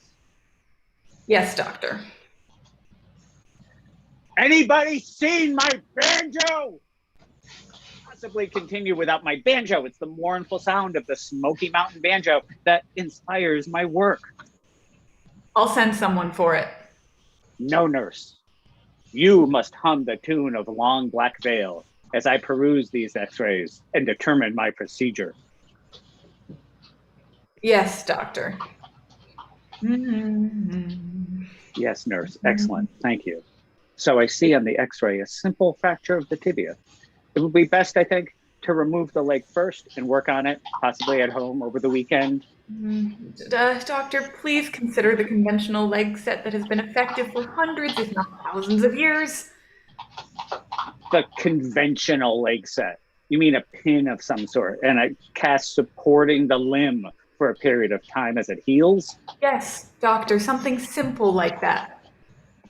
Yes. Yes, nurse, I do think you are talking sense. I don't know what gets into me sometimes. I am not the champion I think I am. I'm not the champion. I'm not the champion of what a fool am I. I should go back to school, should I? I'm not a champion. Doctor, I think you need a break. Take some time to refresh and come back in a week or so, and I'm sure you'll feel much better. Thank you, nurse. I do think I have been under a little bit of a strain. Walk over to the window and take a breath, and A trapdoor opens and the doctor disappears. it's best this way. Hey, Ruthie, that tonsillectomy Dr. Bella did? The patient just woke up and the kid has the voice of James Earl Jones. It's beautiful. And there's spaghetti in the break room. Charlotte made sauce from those tomatoes Dr. Bella worked on. God, they're delicious. I think I should renew my Journal of American Medicine subscription. Curtain down. Curtain down. I thank you, actors. Thank you, actors, very much. Nice, Durkin. Oh my goodness. That was so funny. Performances. It's a misunderstood genius. I love it. I knew doctors were really like that. I'm glad somebody. I'm going away now. Goodbye, Michael. Oh, Kat Coppett. Remind us of what your suggestion is and talk for a tiny bit as I find your script, because I'm in this one. All right. Yes, you and Ken Adams are in this. There's one offstage voice that I will probably just read myself. And I'll read some stage directions probably. And my suggestions. I got angry, baseball, and banana rage as my suggestions. The name of this play is There Are No Bananas in Baseball. Here we go, and I will get rid of me. All right. So here we go. Afternoon, a small ballpark. Abby and Craig are standing in the bleachers, mostly alone. Craig is holding a baseball. Abby is livid. That is ridiculous. No, really. People have died. I wouldn't have died. I know how to catch. Yeah, you know how to catch a soft, like Nerf ball thrown at the park. This is a real baseball, hit like 90 miles an hour. I probably saved your life. You did not save my life. I might have. People have gotten beamed in the head and died for sure. I had it. Forget it. Abby plunks down in her seat, rummages inside a bag. She pulls out some needles and yarn and starts to knit. What are you doing? What does it look like I'm doing? You're going to knit at the ballpark. Why not? You don't knit at a ball game. Why not? You just don't. I don't see why not. I obviously don't have to have my hands free for catching any ball. Oh, I see. Fine. Fine. Look, I'm sorry I stepped in front of you. I was just trying to protect you. I don't need protecting. Fine. I said I was sorry. Fine. They both stare ahead at the game. Abby takes her knitting and places it back in the bag. Then after a moment, she reaches back in and pulls out a candelabra. What is that? What does it look like? She pulls out a box and places it on an empty seat in front of them and places the candelabra on it. Then she takes out some tall candles, orange and blue, the Mets colors, and places them in the holders. Are you insane? I don't see why we shouldn't have a little ambience for our lunch. What are you talking about? This is a ball game. It's the middle of the afternoon. What would we light candles for? I don't understand why you're so married to your limited way of doing everything, Craig. That's your problem. You're stuck in the 20th century patriarchal model that won't let you see beyond your traditional experiences. Girls can't catch. No knitting at the ballpark. Certainly no candelabras.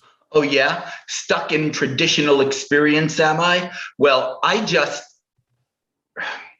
anyone seen my banjo? Yeah, but it fell under the seats. Hey, thanks.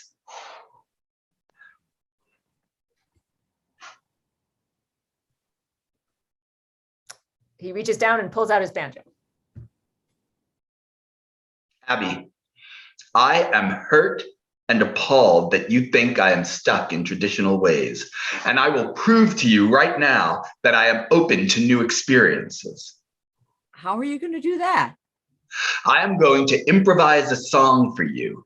What has nothing to do with baseball. A banana? Okay, a banana. There once was a banana that went to see a game. It saw a ball a-coming down third base lane, but the baseman was a-knitting and the catcher was drinking wine. So the ump said, funk, funk, that's not baseball! Oh, God damn it, Abby, I can't do it. You're right. I'm totally stuck in the patriarchy. There are just ways you do baseball and ways you don't. If you don't like it, you're just going to have to go find yourself someone else, because baseball is baseball, not a quilting bee. Wow, that was amazing. What? The passion, your commitment. I saw you as that raging banana, a raging Freddie Mercury banana fighting for the purity of baseball. Really? Yes, a sexy champion of a banana. Oh, well then, See, it's wonderful to be a little unconventional. Yes, I guess it is. Abby hands Craig a box of long matches and invites him to light the candles, still sitting unlit in the candelabra. He does. They smile and sit down to watch the rest of the game. Just then a white rabbit runs by. A trap door opens up next to their seats, into which the rabbit jumps. What was that? I don't know, but what do you say? Shall we? Who am I to say no? Don't forget your banjo. They jump into the trap door. Curtain.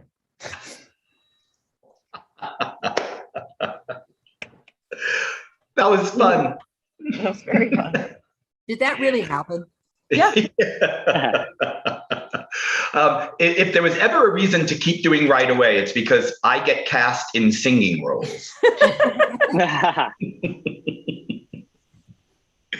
All right. I think it's time for Ellen Byron to take the screen. Oh, is it my play? Hold on a second. I think actually Laura Valpe. Laura Valpe, Yeah. forgive me. So I thought so. Yeah. Forgive me. I'm sorry. I forgive you. Okay. All right, cool. Let me find my play. My suggestion was It Gets Worse. And I've got Ellen and Chris reading. And again, I'm finding my So like play. turn down the volume because I'm in it. You turn down the volume because you're in it? Because I'm good, you know, I yell a lot. So No, please, in this, please. yeah. Yell all you want. Okay, I found it. Okay, so I will read stage directions, but I will be off a screen. So let's just call this It Gets Worse. Here we go. Harlan sits behind the steering wheel of a big old RV. Marissa climbs in a huff. It gets worse. Oh no, what now? I can't find your cushion. My cushion? Your tush cushion. My cushion? I need that cushion. I'm sorry, dear. I can't drive this RV halfway across the country without my cushion. I know. My back can't take it. I won't hardly be able to stand, let alone walk. But we've got to go now. But my tush. There's no time. We've got to go. Harlan starts the RV. It gets worse. What now? Harlan picks up a candelabra. The candelabra? I'm sorry, dear. You were supposed to mail that to the church last week. I forgot. I'm sorry. Drive. We've got to get the candelabra to our little girl. We'll drive straight through the night if we have to. He revs the engine. They bounce along. It gets worse. What now, dear? The headlights are still busted. We can't drive when it's dark. Marissa, that was your job. Oh, spare me, Harlan. All the auto shops have been shuttered up. Couldn't get no one to fix them. Okay, fine. Get out the almanac. The almanac? The almanac. It's in the glove compartment. The almanac. Check the sundown and sun up and sundown times. We'll drive in every ounce of daylight as we possibly can. Becky's wedding won't be ruined because you couldn't get the headlights fixed. Because you forgot to mail our family's heirloom candelabra. She flips frantically through the almanac's pages. She looks up, realizing something. It gets worse. Anyone see my banjo? Marissa climbs out of her seat to rifle through the RV's cabinets and drawers as they bumble along the road. Your banjo? I told you. I promised Becky I'd play a song at the reception. It gets worse. The RV starts to swerve. Marissa struggles to keep her balance in the back. What now, Har? Sorry. I'm having a vision. I can't see the road. Swerve. Marissa stumbles to her seat. What is it, Har? What do you see? I see Freddie Mercury turning over to his grave at the sound of you playing a song on that old banjo. Hardy, har. The swerving stops. Harlan drives straight. And Elvis Presley, too. And Karen Carpenter. Anyone who's ever hummed a song in tune before, they're just rolling over, writhing at the sound. You old rascal. You left my banjo at home, didn't you? Well, of course I did, Marissa. I'm not going to let my little girl's wedding be ruined by you. Well, you know what, Har? I hid your precious tush cushion from you. My tush and cushion. Yeah, you're right. You won't be able to walk after driving this RV halfway across the country without it. Won't be able to walk Becky down the aisle. Harlan grabs the stick shift. Marissa, dear, it gets worse. Harlan pulls the lever and a trap door opens beneath Marissa's seat. She drops out of sight. Harlan flips another switch. The headlights come on. All other lights fade to black. The engine revs, strong and steady. Blackout. End of play. Whoa. Oh, that's... I did not see that coming. Thanks, guys. Oh my goodness, that's funny. That's great. All right, now it's Ellen. Okay. Yeah. Ellen Byron. Remind us. Yes, and my suggestion was balloon animals, and I also took You've Peaked. And we have Ken playing Peter, we have Laura Valpy playing Tinkerbell, and then we have Chris Marshall playing Jeff Bezos. And I'll read the stage directions. Okay, ready? Scene, a children's party in the backyard. There are a number of screaming children and parents ignoring them to gossip with each other or look at their phones. A man dressed as Peter Pan stands next to a woman dressed as Tinkerbell. They survey the crowd.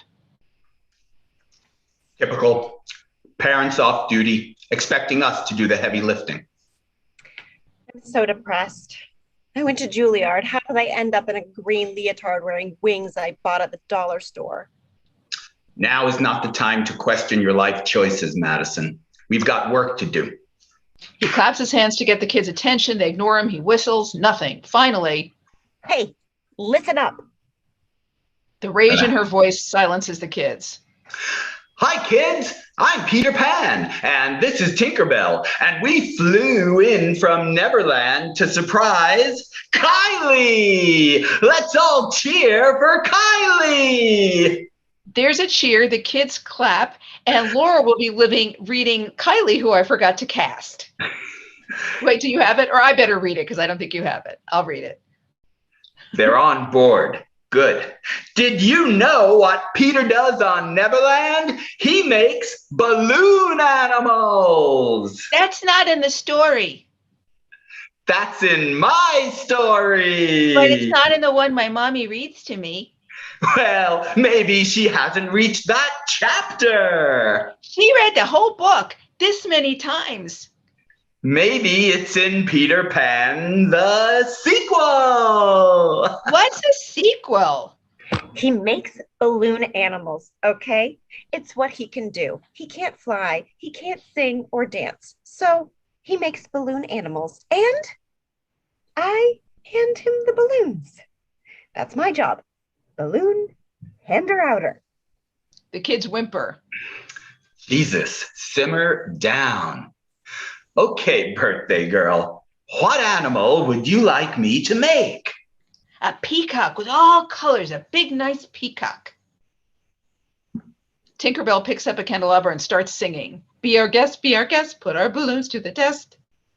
She giggles. Are you drunk again? Just make the damn peacock. You said a bad word. I did, sweetie, and there are lots more where that came from. She hands Peter a balloon. He blows it up and ties a knot, then freezes. What? I can't make a peacock. It wasn't in the book. Oh, you mean balloon making for actors considered difficult to work with who can't get hired anywhere except at white privileged birthday parties? What's white privilege? It's you.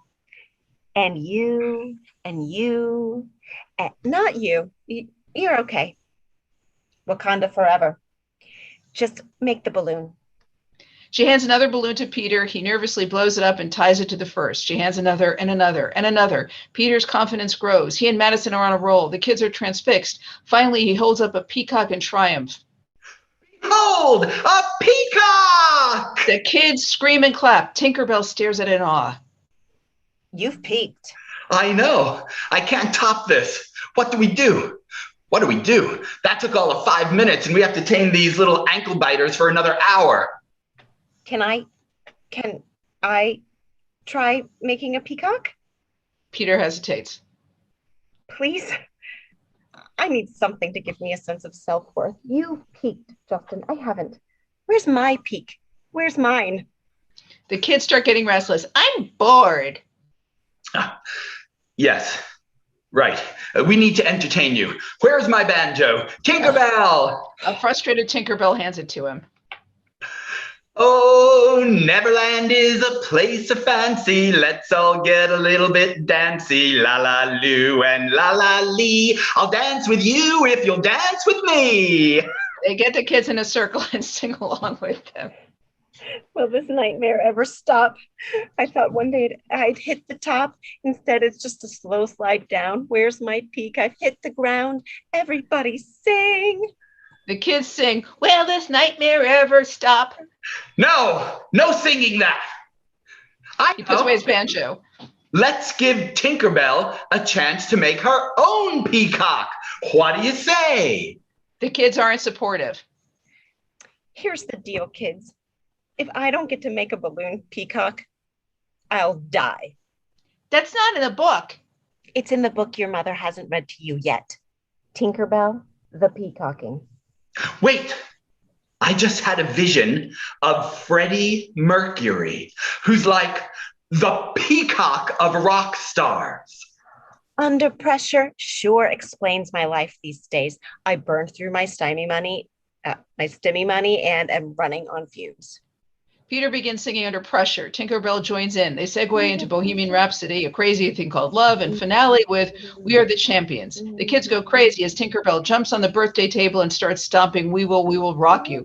Peter grabs his banjo again and ends the medley with a banjo flourish. Madison, you've peaked. I have. Now all I need is to find a party that wants to hire a Freddie Mercury impersonator. A trapdoor opens and Tinkerbell falls through. She lands on a concert stage. Is this the newest perk for rich people? Backyard trapdoors? Where am I? Jeff Bezos approaches her. Madison, hi, Jeff Bezos here. After going to space, I ran out of ways to spend my billions. Then some jokester on Twitter tweeted, why doesn't he just build a trap door that would drop a Freddie Mercury impersonator onto a subterranean concert stage? So, welcome. 3 guesses what my favorite Queen song is. I bet I get it on guess 1. We are the champions, my friend. We'll keep on fighting till the end. As she sings, the curtain falls. The end. My friend. The end. And I forgot to say, we'll keep on fighting. Hold on. I forgot to start my video. Sorry, guys. I got to sing and play again. That was very fun. Sorry. And You've Peaked was my other suggestion. So sorry, I forgot to start my video. So you just heard me. Okay. That was good. I like it. It was awesome. You forgot to turn it off. I turned it off, but the world is reasonable enough that I can't turn it back on for you. Okay. Sorry. All right. So before we have our last play by Chris Marcel, I just wanted to remind people that if you want to stick around for 5 minutes, we'll have a teeny tiny talk back. Yeah. So Chris Marcel, remind us of your suggestion and take us away. My suggestion was something you'd need a talisman for, was my request, and I got taking a test. And I just want to thank you all for your suggestions because I never know what to do next, and I'm lost without them. Ellen Byron will be playing Val, if I'm right, and Kat will be playing Mary Lynn, and Valpy will be playing Karen. And we start, sorry, let me mute my face. And okay. Yes. And we start in a dark alley near the cathedral. Mary Lynn nervously approaches Val.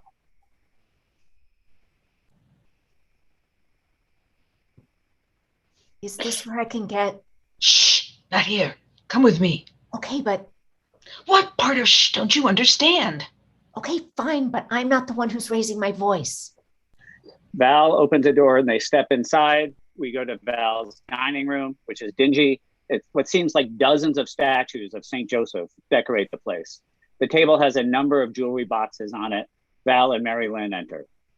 Sit down. Mary Lynn sits. Val sits across from her. So, what's your problem?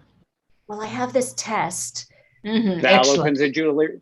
Yes, she starts rummaging around a jewelry box. Excellent. St. Stephen's, good for that. He's the patron saint of tests, examinations, and trials by fire. Well, this is kind of a trial by fire. Oh, a metaphorical trial by fire? Stephen's only for literal. There are literal trials by fire? Oh, you have no idea what the college application process is like these days. Rummaging. You want St. Barbara, but I think I'm all out of that metal. I think I have some candles, a little cumbersome, but decorative. She stands up, lifts off the top half of the St. Joseph statue and starts rummaging around in there. That would make a great cookie jar. Look, are you going to take this seriously or not? You come to me for help, hoping to get a holy talisman for, what's the test for? I'd rather not say. You have to say. She takes out a candelabra. I need to know if it's a 1, 2, or 3 candeler. Is it a blood test? Is it some kind of weird relationship thing, like that thing in Diner where Ellen Barkin had to take the test on the Baltimore Colts? Oh, what a terrific movie. Such an affectionate look at a bygone era.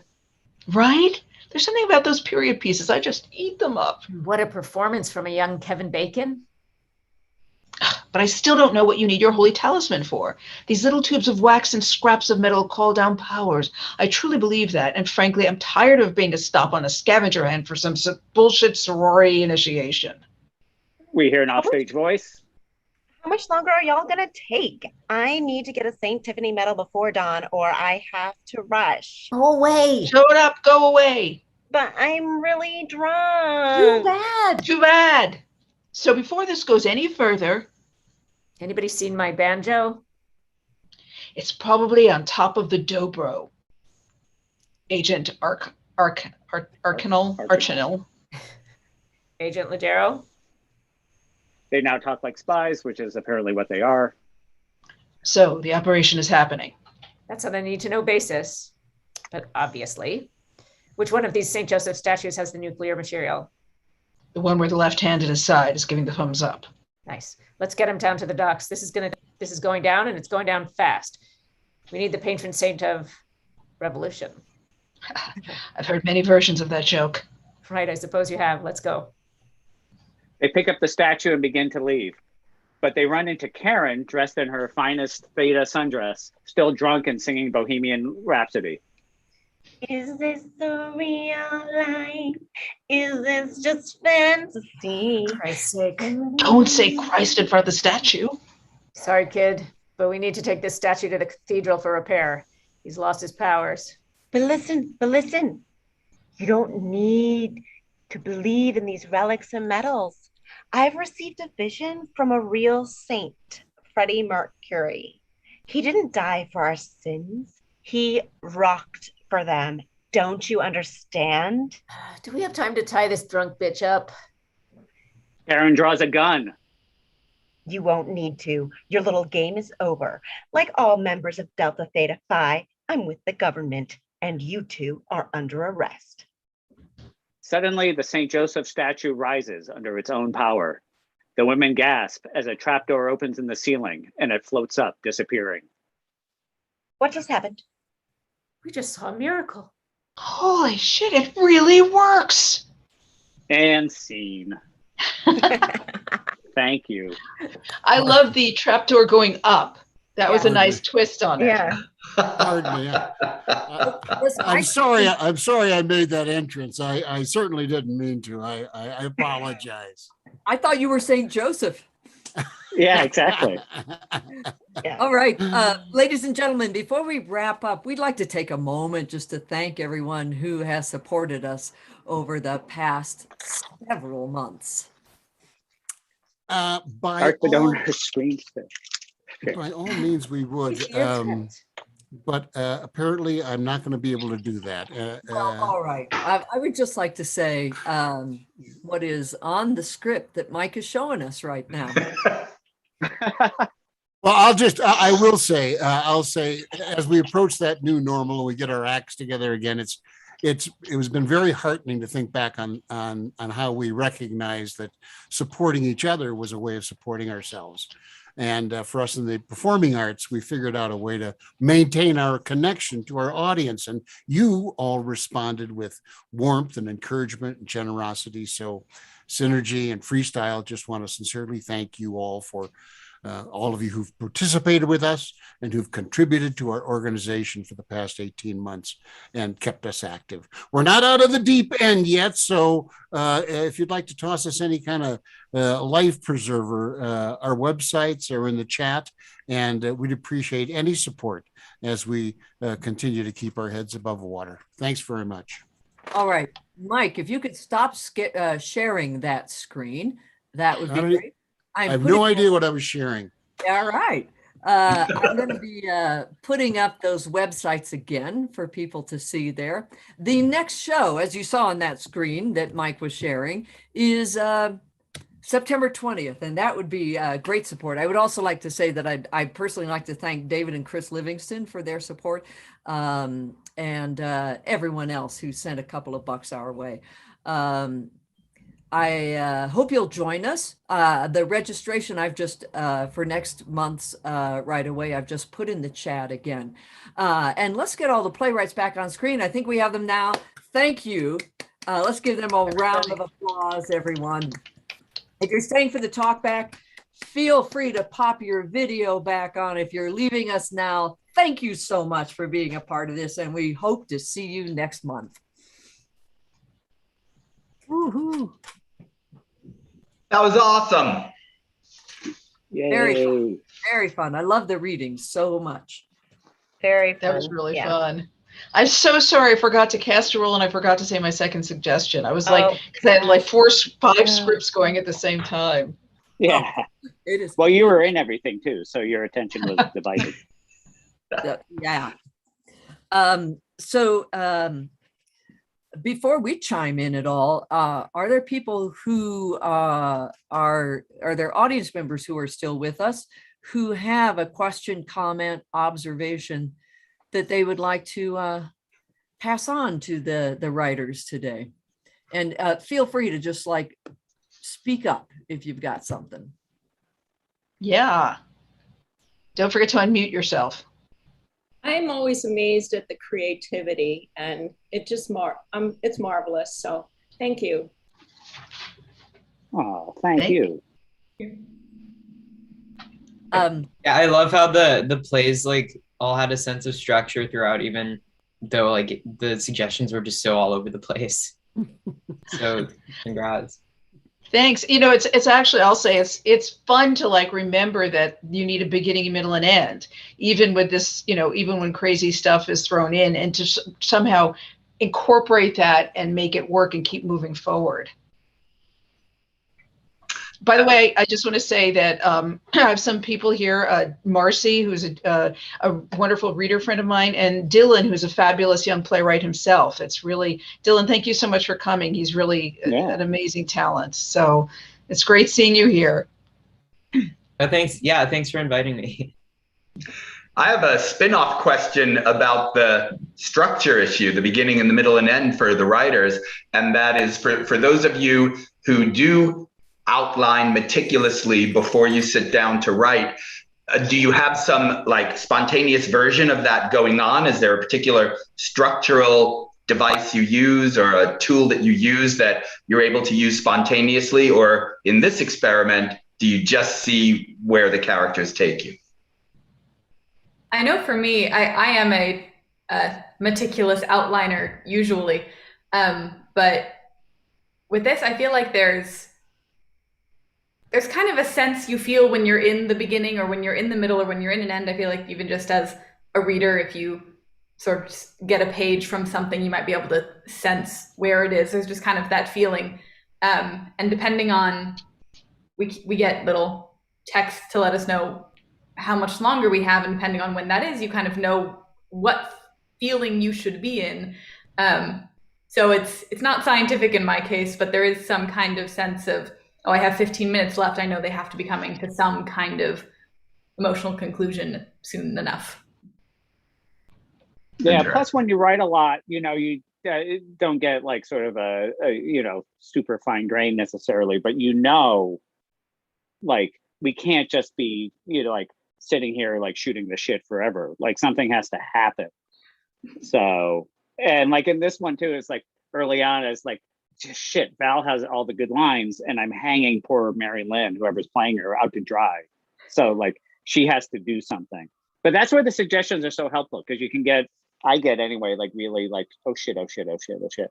And the suggestions just make you do something. Well, and that's why I took you've peaked as a second suggestion, because that just automatically gives you, okay, that's something you have to build towards. And then once you've had it, then where do you go from there? It gives you those two words gave me a sense of structure that I needed. You know, as an improviser, we have this sort of arbitrary, we need to arbitrarily in a certain amount of time, we're doing this all the time, right? In essence, we're just improvising on paper right now, but we know that somebody just has to be changed at some point, right? That's where the structure is going to come from, is you have to at some point react to something. And one of the famous exercises by Heath Johnstone, one of the gurus of improv, is called It's Tuesday. And the exercise is literally, you give your partner something really boring and mundane and not important, and then you practice having a huge reaction to it. And I think the muscle that you're exercising is, it doesn't actually matter what the suggestion is, it's the reaction to it that makes it important or not. And in some ways, I think that's the muscle that all of us are exercising with the arbitrary suggestions, is it's the response to whatever it is, right, that makes it a beginning, middle, or an end suggestion. That you're saying, Kat, there is a change. I found that really important in my work as a director of scripted material.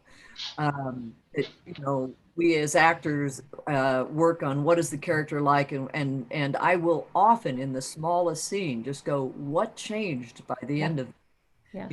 How are you different? And I think it is hard when you're writing and acting, because you work so hard to build what you built. It's hard to undo it in any way, but it's fun as an audience when that happens. Yeah. And with this writing, sometimes you don't know what, you start, you go, oh God, like in the first few lines, like you don't know what you have. They go, someone has to have an attitude. So you have to start, you're building it. It's very much like this, because you're doing, figuring it out, and it's just crazy, but fun. Ellen, is it the character with the attitude that changes, or is that just an arbitrary endowment for a character? I started with the thing I started saying, it's like, oh, kind of kids party. It's kind of typical. And then I thought, oh God, someone needs an attitude. So I made Tinkerbell. I had to like give her like, I hate being here. But I didn't want to make it the typical, I wanted to make her a little more than the typical, kids, who wants to be with kids. So I tried to, at least give her some issues of her own. So, and then I just finished watching White Lotus. So of course I had to throw in some white privilege. Laura, are you looking at that comment by Marcy? Yeah, I am. Marcy says, you might have already addressed this, but how did you all get together? Did you know each other before this? And I'm kind of looking around.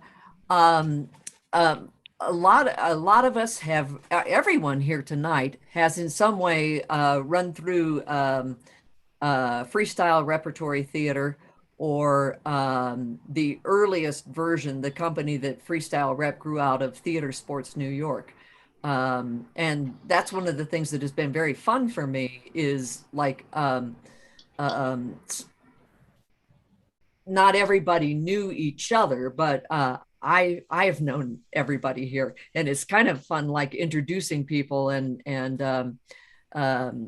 starting new creative relationships. And it's also been very fun for me to get back in contact with people.